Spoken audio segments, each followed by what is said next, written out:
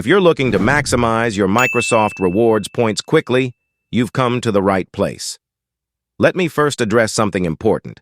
Some people use bots to rack up points, but here's the catch. I don't recommend it.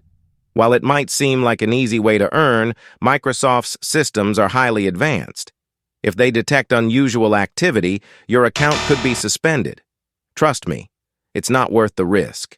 Instead, let me show you the most effective and legitimate ways to boost your points. 1. Use Bing as your search engine. Searching on Bing is one of the simplest ways to earn points with Microsoft Rewards. Make Bing your go-to search engine, especially if you're logged into your Microsoft account. This way, you can complete tasks daily and earn points effortlessly.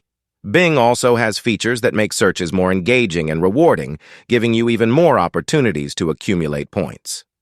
2. Use the Microsoft Edge browser. Browsing with Microsoft Edge helps you earn even more rewards.